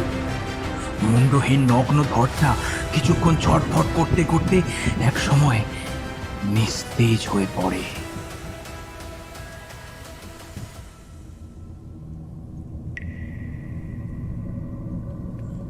প্রায় অন্ধকার ঘরটার ছাদ থেকে মাথার কিছুটা উপরে একটা হলুদ আলো জ্বলছে। একটা কাঠের চেয়ারের মধ্যে হাত পা বাঁধা অবস্থায় বসে আছেন মিস্টার অভিমন্যু ভাতুড়ি। তাকে ঘিরে আরও 4 জন মানুষ, 2 জন কনস্টেবল, থানার অফিসার ইনচার্জ বাসুদেব নন্দী ও ডিটেকটিভ ডিপার্টমেন্টের সিনিয়র ইনভেস্টিগেটর মিস্টার চ্যাটার্জি ও detective practitioner Miss Dishani Sen. সাগনিকের সাথে ঘটা সেই ভয়ঙ্কর ঘটনার পর কেটে গেছে প্রায় 3 দিন। সাগনিক বাড়ি থেকে বেরোনোর আগে বাড়িতে ও গার্লফ্রেন্ড দিশানিকে জানিয়ে গেছিল ও একটা বন্ধুর বাড়িতে ঘুরতে যাচ্ছে। মিস্টার ভাদুড়ির বাড়িতে আসার জন্য এমনই শর্ত ছিল। শুধু তাই নয়, এও শর্ত ছিল যে মেইলে চ্যাটের মাধ্যমে যে সমস্ত কথাবার্তা হয়েছে সেই মেইলগুলো যেন ডিলিট করা হয়। মিস্টার ভাদুড়ির নির্দেশানুযায়ী তেমনই কাজ করে সাগনিক। কিন্তু ঘটনার পরের দিন থেকে রাত পর্যন্ত সাগনিকের ফোনে বহুবার ফোন করার পরেও একবারও না পাওয়ায় এক প্রকার সন্দেহের দানা বাঁধতে শুরু করে দিশানির মনে। কাজেই পরের দিন থেকেই খোঁজাখুঁজি শুরু হয়ে যায়। বাড়ির লোকেরা ছেলের খোঁজ না পাওয়ায় যথারীতি দুশ্চিন্তায় পড়ে যান। অনেক খুঁজে দিশানি সাগনিকের ল্যাপটপ থেকে মেলে ঢুকে শেষ পর্যন্ত ট্র্যাশ মেলে সেভ থাকা মিস্টার ভাদুড়ির সাথে সাগনিকের সব গোপন কথাবার্তা জানতে পারে। মেল আইডিতে থাকা নামটা দেখেই প্রথমে চমকে ওঠে দিশানি। কিছুক্ষণের জন্য স্থির হয়ে বসে থাকে, মুখ থেকে যেন তীব্র ঘৃণা ঝরে পড়ছে, কিন্তু তাও নিজেকে কন্ট্রোল করে কোনো মতে। টিমকে এই বিষয়ের পুঙ্খানুপুঙ্খ জানায় সে। মেলে পাওয়া ঠিকানার সূত্র ধরে প্রথমে নিজে ওই দিনই যাওয়ার কথা ঠিক করে, কিন্তু ডিপার্টমেন্টের সিনিয়র ও ইন্সপেক্টর মেলের বিষয়বস্তু জানার পর এক্ষুনি যাওয়াটা ঠিক হবে না মনে করে তাঁরা একটা প্ল্যান করেন। তাঁদের প্ল্যান মাফিক একটি ফেক অ্যাকাউন্ট থেকে দিশানি মিস্টার ভাদুড়ির ইন্টারভিউয়ের রিকোয়েস্টটা পাঠায়। দিন 7 পর সেই রিকোয়েস্টের রিপ্লাই আসে একইভাবে, ঠিক যেভাবে সাগনিকের কাছে এসেছিল। এরকম একইভাবে দিশানির সাথেও কথা হয়, তবে দিশানি নামটা ব্যবহার করে মিস প্রিয়া দত্ত ছদ্মনামে। ঠিক এতদিন দিশানি এই রিপ্লাইয়ের জন্যই দিন গুনছিল দাঁতে দাঁত চেপে। ততদিনে সাগনিকের বাড়ির মানুষগুলোর অবস্থা শোচনীয় হয়ে পড়ে। এতদিন পরেও সাগনিকের কোনো খোঁজ না পাওয়ায় একেবারে শোকে ভেঙে পড়েন তারা। সাগনিকের নিখোঁজের হদিশ এবার ও নিশ্চয়ই পাবে বলে বাড়ির লোককে আশ্বস্ত করে। 7 দিন পরে দিশানির টিম নিয়ে ছদ্মবেশে হাজির হয় বীরভূম ও ঝাড়খণ্ডের সীমানা সংলগ্ন প্রত্যন্ত অঞ্চল মহিষা গ্রামে, মিস্টার ভাদুড়ির বাংলোতে। পুলিশের বড় গাড়িটা বাড়িটার থেকে একটু দূরেই জঙ্গলের আড়ালে থামে। গাছের আড়াল থেকে বাড়ির গেটটা স্পষ্ট দেখা যাচ্ছে। গাড়ি থেকে নেমে কিছুটা হেঁটে ঢিবিটার ওপরে উঠে দিশানি এদিক ওদিক কাউকে দেখতে না পেয়ে টিমের কথা মতো বড় গেটটার সামনে গিয়ে দাঁড়ায়। দূর থেকে সবটা লক্ষ্য করতে থাকে পুলিশের টিম। গেটের সামনে আসতেই গেট আটকে দাঁড়ায় কালুরাম। কাকে চাই? ও, আপনি মিস প্রিয়া দত্ত? ভিতরে যেতে পারি? নিশ্চয়ই বাবু, আপনার জন্যই তো অপেক্ষা করছেন। এখান থেকে সোজা রাস্তা ধরে চলে যান, বাবু ভিতরেই আছেন। Thank you. মৃদু হেসে কালুরামকে বলল দিশানি। লোকটাকে ধন্যবাদ জানিয়ে একটু পিছনে ঘুরে দূর থেকে ইশারা করেই গেট দিয়ে ভিতরে প্রবেশ করে সে। কাঁকড় বিছানো ঝোপ জঙ্গলে ঠাসা সরু রাস্তা ধরে ভেতরে যাবার জন্য পা বাড়ালো। কিছুক্ষণের মধ্যেই পুলিশের টিম এসে কালুরামকে কবজা করে নিজেদের হেফাজতে নিয়ে আসে। এরপর বাংলোর ভিতরে যখন দিশানি প্রবেশ করে তখন মিস্টার ভাদুড়ি হাউস কোট পরে সোফায় বসেছিলেন প্রিয়া দত্ত ওরফে দিশানি সেনের অপেক্ষায়। আরে মিস প্রিয়া, এসো এসো এসো এসো এসো, আসতে কোনো অসুবিধা হয়নি তো? দিশানি লোকটাকে এত বছর পর সামনাসামনি দেখেও জাস্ট নিতে পারছে না। রাগ, ক্ষোভ, ঘেন্না ঝরে পড়ছে তার সারা চোখ মুখ থেকে। নিজেকে তাও কোনো মতে শান্ত করে সামলে নেয় দিশানি, হালকা মাথা নাড়িয়ে না জানায়। এরপর একটু মেকি হাসি মুখ নিয়ে মিস্টার অভিমন্যু ভাদুড়ির সামনে গিয়ে দাঁড়ায় দিশানি। মিস্টার ভাদুড়ি দিশানির প্রতি একবার আপাদ মস্তক চোখ বুলিয়ে যথারীতি আতিথেয়তা শুরু করে দেন। এক কথা দু কথা চলতে চলতেই দিশানিকে লাঞ্চের প্রস্তাবটা করেন। সেই সময় হঠাৎ করে দিশানি সাগনিকের প্রসঙ্গটা তোলে। আচ্ছা মিস্টার ভাদুড়ি, একটা কোয়েশ্চেন করছি। মিস্টার সাগনিক মিত্রকে আপনি চেনেন? মিস্টার সাগ্নিক মিত্র? কেন কেন হঠাৎ এই প্রশ্ন? না, সেরকম কোনো নাম তো আমি শুনিনি। না, ও আমার বন্ধু। অ্যাকচুয়ালি বেশ কয়েকদিন হলো মিসিং, কোনো খোঁজ পাওয়া যাচ্ছে না ওর। ও আমার মতো এই সাবজেক্টে স্টাডি করতো তো, তাই। মেবি হতে পারে, but what can I do? আমি কি করবো বলো? আমি কি সবাইকে চিনে বসে আছি নাকি? যাকে চলো, লাঞ্চের টাইম হয়ে গেল, এসো। আর আমি যদি বলি, মিস্টার সাগনিক এ বাড়িতে এসেছিল কয়েকদিন আগে, আর আপনার নির্দেশ মতোই সমস্ত চ্যাটও ডিলিট করে দিয়েছে, যাতে যাতে কোনো প্রুফ না থাকে। But but why mister Bhaduri? এমন কি লুকাতে চাইছেন সকলের কাছ থেকে, যার জন্য এতটা দূরে আপনার থাকা? আর সাগনিকই বা কোথায়? কথাগুলো শোনার জন্য একেবারেই প্রস্তুত ছিলেন না মিস্টার ভাদুরী, কিন্তু কিছুটা আন্দাজ করে নিয়েই টেবিলে থাকা ধারালো ছুরিটা ওঠাতে যাবে এমন সময় দরজা খুলে পুলিশের 4 জন এসে চাপড়ে ধরল মিস্টার ভাদুরীকে। ইন্সপেক্টর বাসুদেব নন্দী ও সিনিয়র ইনভেস্টিগেটর মিস্টার চ্যাটার্জি দুদিক থেকে পিস্তল ঠেকিয়ে ধরে তার মাথায়, আর একজন কনস্টেবল তার দুটো হাতে হ্যান্ডক্যাপ পরিয়ে দেয়। নিজেকে বাঁচাবার প্রাণপণ চেষ্টা করতে থাকে মিস্টার ভাদুরী, চিৎকার করে ডাকতে থাকে, কালো কালো, কালো কেউ নেই, ও এখন আমার হেফাজতে। কথাটা বলে মিস্টার বাসুদেব নন্দী। মিস্টার ভাদুরী প্রচণ্ডভাবে ফুঁসতে থাকে। বুঝতেই পারলেন না যে কিভাবে পুলিশ এলো এখানে। প্রচণ্ডভাবে ফুঁসতে ফুঁসতে জিজ্ঞেস করে, This is not fair, Inspector. This is not fair. আমাকে অ্যারেস্ট করা হলো কেন জানতে পারি? Why you have arrested me? Please explain. অবশ্যই জানতে পারবেন, তবে এখানে নয়, কলকাতায় ভিড়ে সবটা জানতে পারবেন। বললেন ইন্সপেক্টর বাসুদেব নন্দী। স্যার, তার আগে তো জানা দরকার সাগনিক কোথায়। Obviously miss Dishani. বলুন মিস্টার ভাদুরী, সাগনিক কোথায়? মিস্টার ভাদুরী এখনো কিছুই বুঝতে পারছেন না যে কি কারণে, কোন সোর্সে উনি অ্যারেস্ট হলেন। নিজেকে আর স্থির রাখতে পারছেন না। পারলে এক্ষুনি সবাইকে তিনি খুন করে ফেলেন, এমনই মানসিক অবস্থা তার।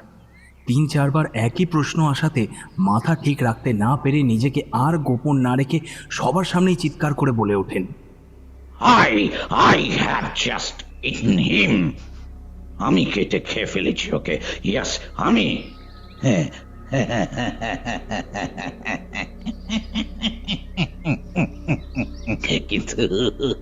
কিন্তু তার কি কোনো প্রমাণ আছে? কোনো প্রুফ নেই। ওই লাশ কোনো দিন কেউ খুঁজে পাবে না, কেউ না।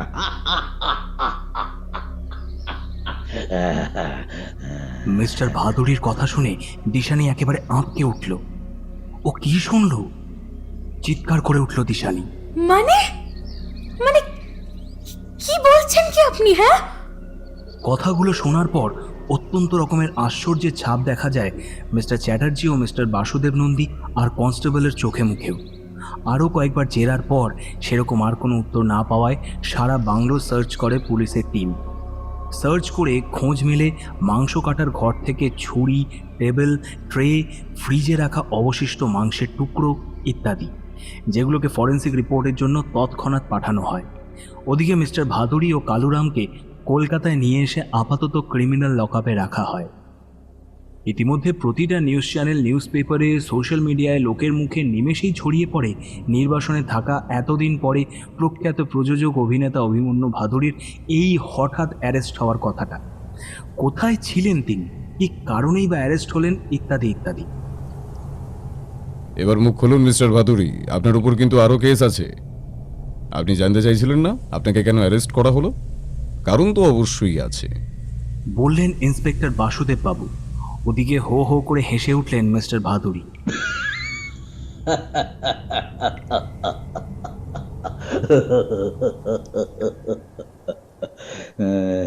আপনি বছর 2 আগে একটা মেয়েকে ছবিতে কাজ দেবেন বলে নিজের ফ্ল্যাটে রেখেছিলেন।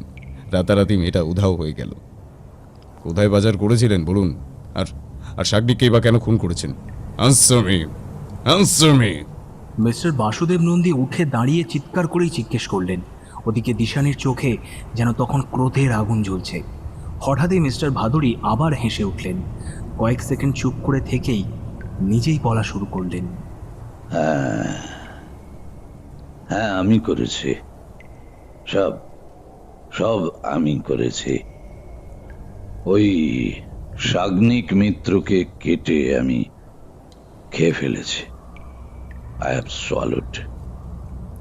আর ওই মেয়েটাকেও আমি খেয়েছি।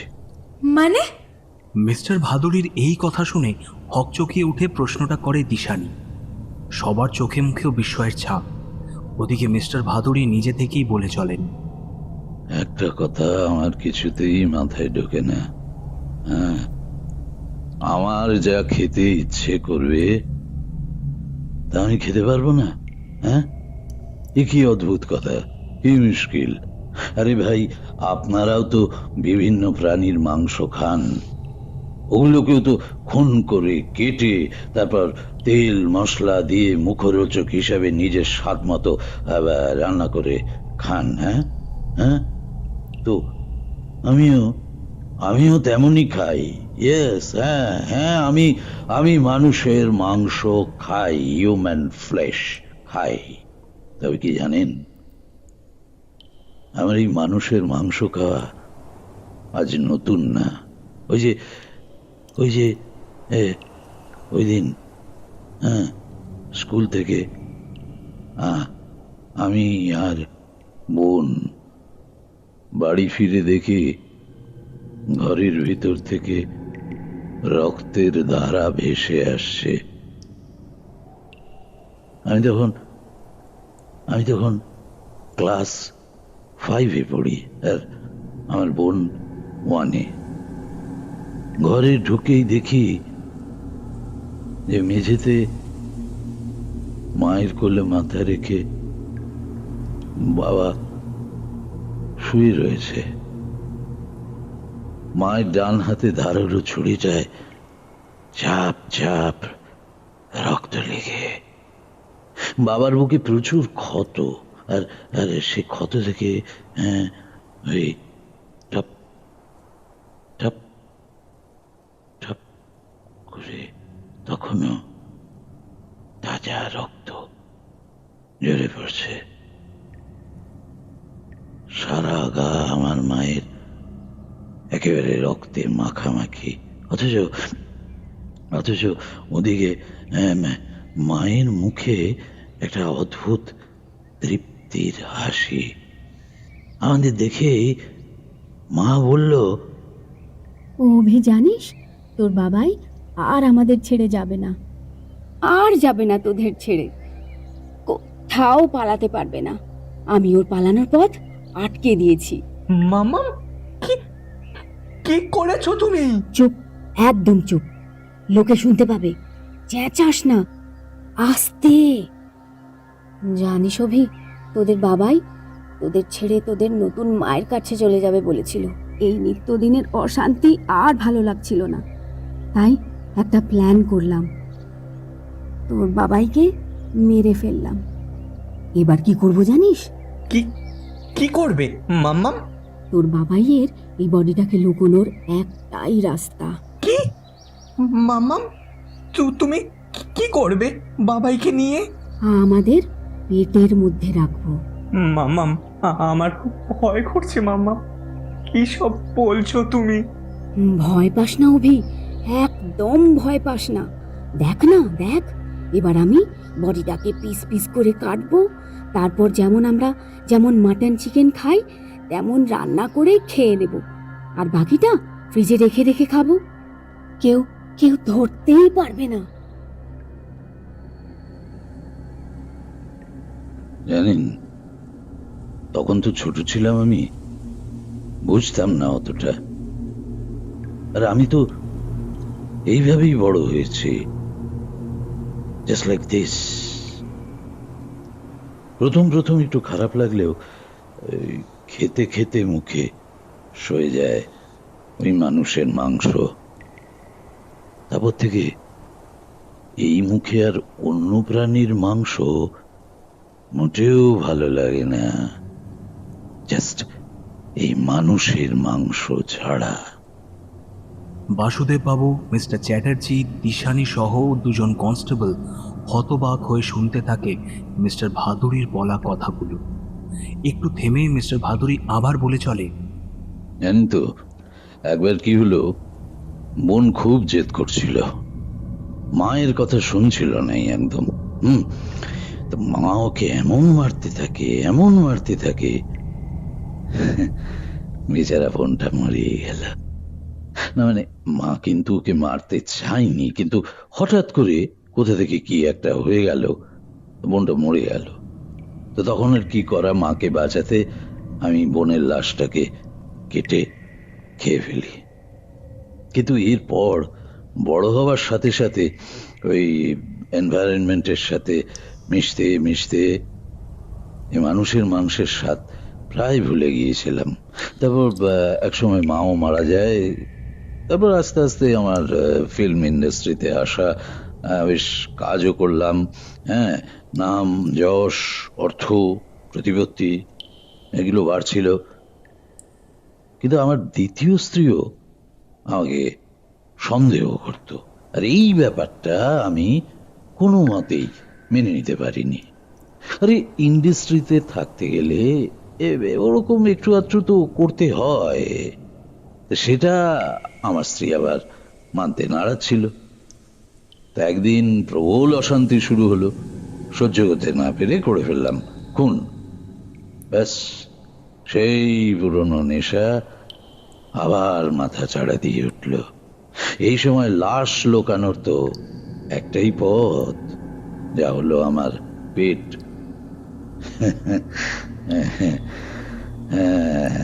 সবাই এটাকে নিখোঁজ বলে মনে করলো। আর হ্যাঁ, ওই যে মেয়েটার কথা বলছিলেন না, প্রায় 2 বছর পর আপনাদের তার ইনভেস্টিগেশনের কথা মাথায় এলো। 2 বছর পর ও তো এসেছিল আমার কাছে অভিনয় সুযোগের জন্য, কিন্তু কেন জানি না ওকে দেখে আমার হেভি পছন্দ হয়ে গেল। মালটা একেবারে খাসা ছিল, মাই একটু ছুতে না ছুতে কখন যে মরে গেল টেরই পেলাম না। ব্যাস, কি আর করা, এলাম কেটে। আর ওই মাংসের স্বাদ যে একবার পেয়েছে সে আর অন্য কিছুতে মজবে না বস। আমাকে যে এই মাংসের স্বাদ একেবারে পেয়ে বসেছিল আমি বেশ বুঝতে পেরেছিলাম। তো ওই কলকাতায় থেকে এই মাংসের স্বাদের তৃপ্তি তো রেগুলার পাওয়া মোটেই সম্ভব না, অথচ এদিকে মাংস ফুরিয়ে এলে আমার মাংস চাই। তাই তো এই লাইমলাইট থেকে একেবারে সরিয়ে ফেললাম নিজেকে, চলে এলাম এই রুরাল এরিয়ায়, যেখানে আমাকে বাধা দেওয়ার মতো কেউ থাকবে না। কেউ যদি কিউরিয়াসিটি নিয়ে আমার কাছে আসতে চায় তাহলে ওই ওভাবে আসতে হবে। আর ওটাই ছিল আমার ফাঁদ, যেমন সাগ্নিক মিত্রের অবস্থা হয়েছে, বা যেমন এর আগে আগে আগে আরো বেশ কয়েকজনের হয়েছে। কিন্তু আমি আজ ফাঁদে পড়লেও আমার খাদ্যের চাহিদা মেটানোর মতো এখানে কারও অবস্থা নেই। কেউ পারবে না, আমাকে তো ছেড়ে দিতেই হবে, কারণ যে স্বাদ আমি পেয়েছি ওই স্বাদ ছাড়া আমি আমার চাহিদা অন্য মাংসের স্বাদে মেটাতে পারবো না। আমাকে যে আপনাদের ছাড়তেই হবে।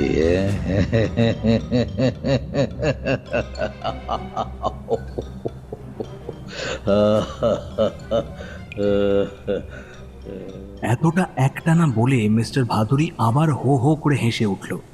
সবাই তার কথাগুলো অবাক হয়ে শোনার পর মিস্টার চ্যাটার্জি চেয়ার ছেড়ে উঠে এসে বাসুদেব বাবুর কানের কাছে মুখ নিয়ে বললেন, কিছু বুঝলেন মিস্টার নন্দী? বাসুদেব বাবু ঘাড় নেড়ে সম্মতি জানালেন। পাক্কা সাইকো পেশেন্ট। গোটা পরিবারটাই ছিল পুরো মেন্টাল পেশেন্ট।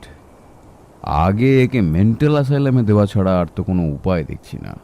কি সাংঘাতিক ক্রাইম!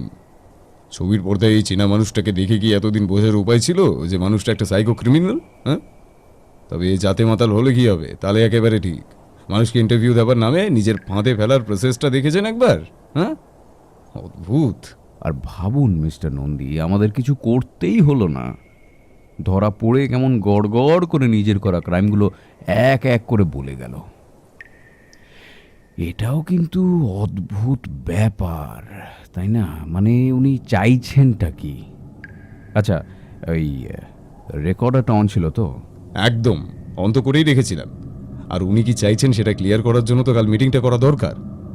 কাল এই ব্যাপারে একটা জরুরি মিটিংয়ে বসতে হবে, দিশানিও সেখানে থাকবে। এতক্ষণ এই ধরা পড়ার খবর বাইরে ছড়িয়ে গেছে, কিন্তু কোনো মিডিয়াকে আসতে দেওয়া যাবে না। কেউ এই ব্যাপারে এক্ষুনি মুখ খুলবেন না। এই বলতে বলতে বাসুদেব নন্দী আর মিস্টার চ্যাটার্জি ঘর থেকে বেরিয়ে গেলেন।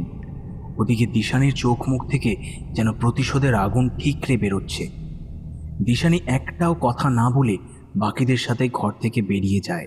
সেদিন মিস্টার ভাদুড়িকে আলাদা করে একটা লকআপেই রাখা হয়, অন্য একটা লকআপে রাখা হয় কালুরামকে। কোনো মিডিয়াকেই অভিমন্যু ভাদুড়ির মুখোমুখি হবার বা তাকে নিয়ে কোনো রকম খবর করার কোনো পারমিশন দেওয়া হয় না। লকআপের বাইরে কড়া পাহারা দেওয়ার অর্ডার দেন ইন্সপেক্টর বাসুদেব নন্দী। ম্যাডাম, এটা করলে আমার চাকরি চলে যাবে ম্যাডাম। তুমি নিশ্চিন্তে থাকো, আমি বলছি তোমার চাকরি যাবে না। আর তোমাকে জিজ্ঞেস করলে তুমি সোজা আমার কথা বলবে, বুঝলে? আরেকটা কথা ম্যাডাম, ভেবে দেখেছেন কাজটা ঠিক হচ্ছে তো? তোমাকে অত ভাবতে হবে না, তোমার কাজটুকু করলেই হবে, বাকিটা আমার উপরে ছেড়ে দাও। আড়ালে কনস্টেবলের সাথে কথাগুলো বলে চলে যায় দিশানি।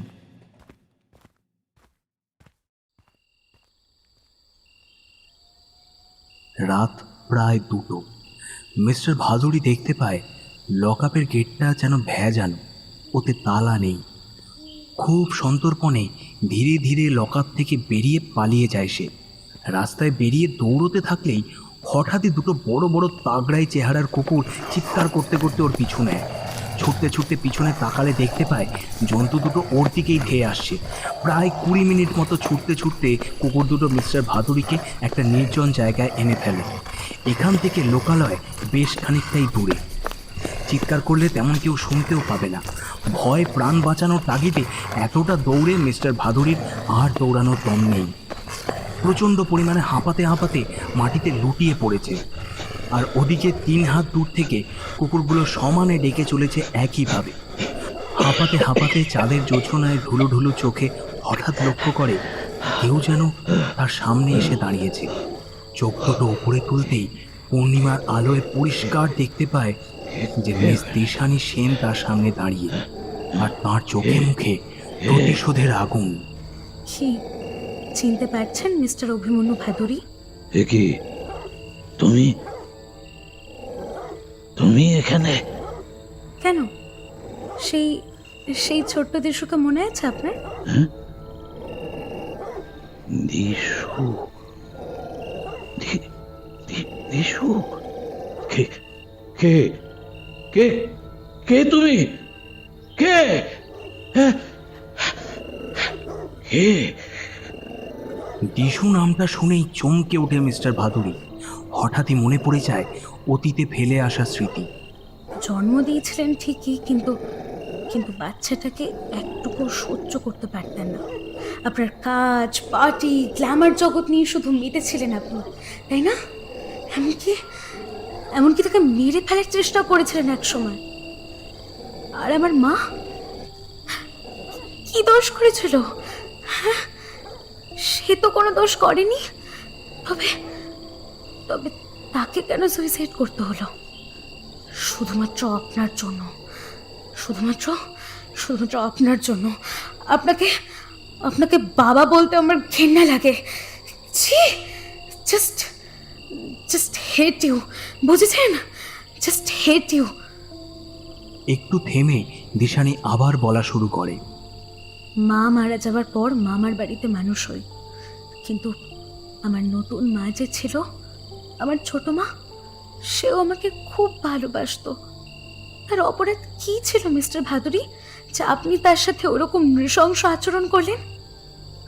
ছোট থেকে শুনে শুনে আপনার প্রতি একটা তীব্র ঘৃণা তো ছিলই, কিন্তু ওই মেয়েটার নিখোঁজ তদন্তে যখন আপনার নাম উঠে আসে আর শাগনিকের নিখোঁজের তদন্তের জন্য যখন আপনার নামটাই দেখতে পাই, তখন থেকেই আপনাকে আমার হাতের কাছে পাওয়ার জন্য দিন গুনতে থাকি। রাজ, আপনি কেমন নিজে থেকে আপনার সব কুকীর্তির কথা অকপটে বলে ফেলেন।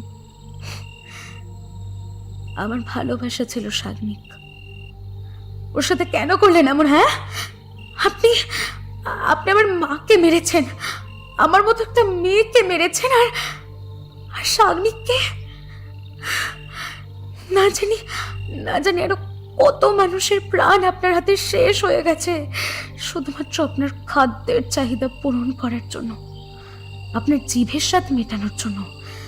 দিনের পর দিন আপনি জঘন্যতম ক্রাইম করে গেছেন। আপনি একটা সাইকো ক্রিমিনাল, খুনি। আপনি মানুষ খুন করে নিজেকে তৃপ্ত করা আপনার একটা নেশায় দাঁড়িয়ে গেছে। আপনি নিজেকে কখনো শোধরাবেন না, কোনো দিন আপনি চেঞ্জ করতে পারবেন না নিজেকে। আর কেউ না চিনুক, আমি আপনাকে ভালোভাবেই চিনি। ওই সংশোধনাগারে আপনার বিবেকের এতটুকু পরিবর্তন হবে না আমি জানি। সংশোধনাগার থেকে হয়তো আপনি একদিন বেরোবেন, তখন আপনি বেঁচে থাকলে না জানি আরো কত নিরীহ ভালো মানুষগুলো আপনার মানসিক বিকৃতির শিকার হবে। তাই এত কিছু জানার পরেও আপনাকে যে আর বাঁচিয়ে রাখা অন্তত আমার পক্ষে ইম্পসিবল, জাস্ট ইম্পসিবল। এতক্ষণ ধরে বেকুবের মতো কথাগুলো শুনছিল মিস্টার ভাদুড়ি। এত বছর পর নিজের মেয়ে আজ তার সামনে দাঁড়িয়ে তাকে মৃত্যুর হুমকি দিচ্ছে। না না না না না না দেশু দেশু দেশু তুই তুই তুই তুই তুই তুই ক্ষমা কর আমাকে, ক্ষমা কর দেশু, দেশু তুই তুই ক্ষমা কর আমাকে। আপনি যেমন মানুষের মাংস ছাড়া নিজের জিভের স্বাদ পূরণ করতে পারেন না, তেমন অনেকেই আছে এরকম আপনার মতো মানুষের মাংস খেতে বেশ পছন্দ করে, কারণ তাদের কাছে এই মাংসের টেস্টটাই আলাদা। গো গো জ্যাক, গো ক্রুজার। কথাগুলো বলেই বড় বড় দুটো বিদেশি কুকুরগুলোর দিকে ইশারা করলো দিশানি, আর অমনি বৃহদাকায় জন্তু দুটো হামলে পড়লো অভিমন্যু ভাদুড়ির ওপর। তাদের ধারালো দাঁত আর নখ দিয়ে কামড়ে আঁচড়ে ছিঁড়তে শুরু করলো ওই দেহটাকে। এতদিনের এত অভিজ্ঞতা সম্পন্ন এত সাধারণ মানুষের মাঝে এই অসাধারণ মানুষটার গলা থেকে শোনা যায় অসহ্য যন্ত্রণার প্রবল আর্তনাদ। চোখের কোণ থেকে দুফোঁটা জল বেয়ে আসে দিশানির গালে। জলটা মুছে নিয়ে আবার চলতে থাকে ও।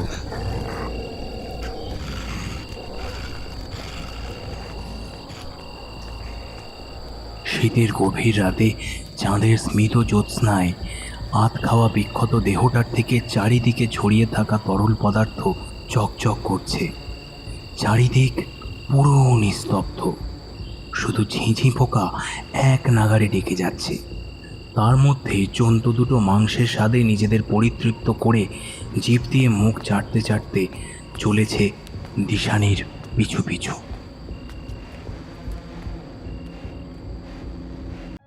আজ এই পর্যন্তই। তবে যাওয়ার আগে একটি বিশেষ অনুরোধ, গল্পটি ভালো লেগে থাকলে অবশ্যই সাবস্ক্রাইব করে বেল বাটনটি অন এবং অল করে দিয়ে যাবেন, কারণ আপনার একটা সাবস্ক্রাইব আমাদের রহস্যের অন্ধকারে পরিবারের জন্য অত্যন্ত গুরুত্বপূর্ণ। আপনার হাত ধরেই আমাদের এই পরিবারটি আরও বড় হয়ে উঠবে। আর হ্যাঁ, গল্পটি ভালো লেগে থাকলে অবশ্যই শেয়ার করবেন আপনার সামর্থ্য মতো, আর আমাদের পাশে থাকবে। আজ তবে আসি, আবার অন্য কোনো দিন এক নতুন গল্প নিয়ে হাজির হব আপনাদের কাছে। ততদিন ভালো থাকুন, সুস্থ থাকুন, আর শুনতে থাকুন রহস্যের অন্ধকারে। নমস্কার, শুভরাত্রি।